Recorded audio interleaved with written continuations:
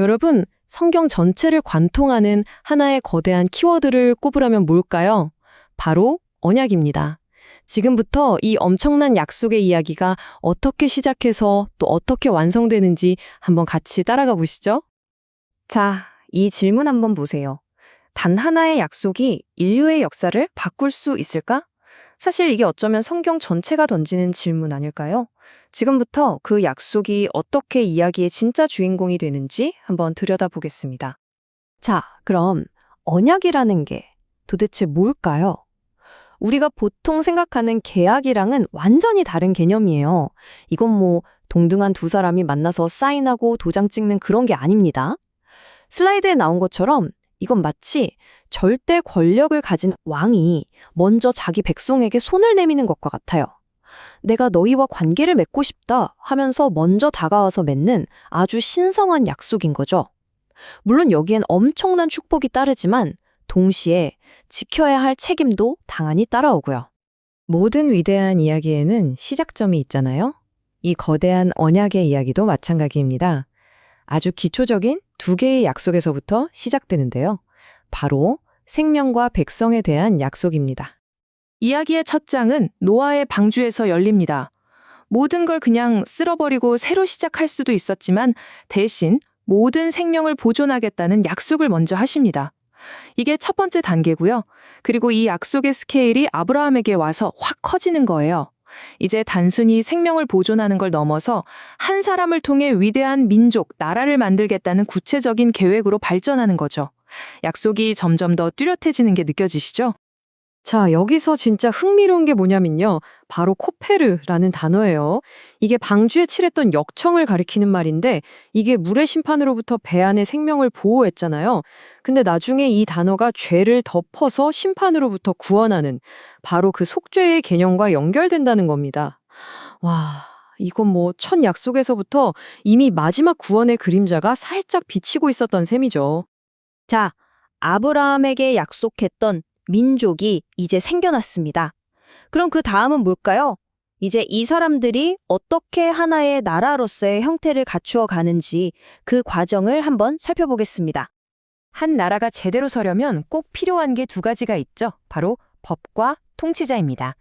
여기 보세요. 모세를 통해서 시내산에서 주어진 율법은 이스라엘이라는 나라의 정체성과 질서를 세우는 뼈대가 됐고요.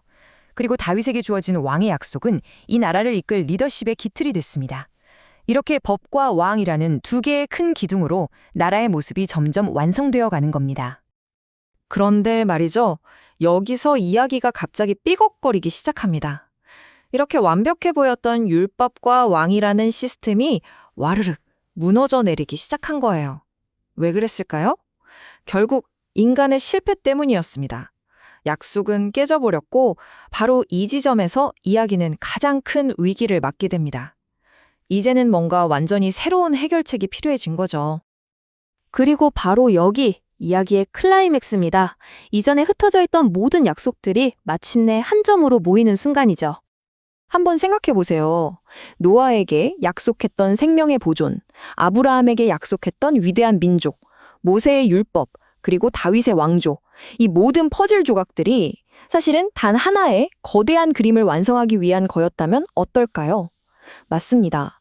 이 모든 약속들이 단 한 사람을 향한 거대한 예고편이었던 셈입니다. 인간이 계속해서 실패하고 넘어졌던 바로 그 지점에서 드디어 새 언약이 등장합니다.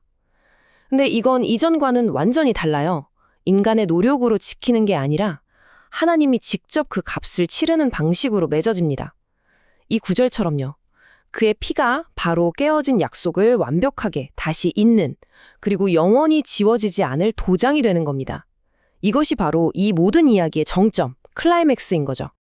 자, 이제 이야기를 마무리하면서 언약이라는 단어 그 자체에 담긴 어쩌면 조금은 무서운 의미를 들여다볼 필요가 있어요.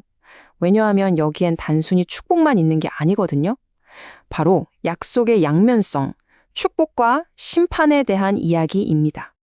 이건 정말 중요한 부분인데요. 언약을 뜻하는 히브리어 베리트의 원래 뜻이 뭔지 아세요?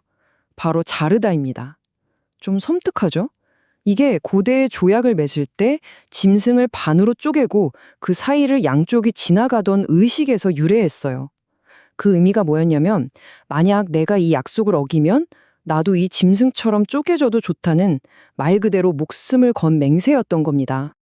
그래서 언약은 이 슬라이드에 나온 것처럼 정확히 양날의 검과 같아요.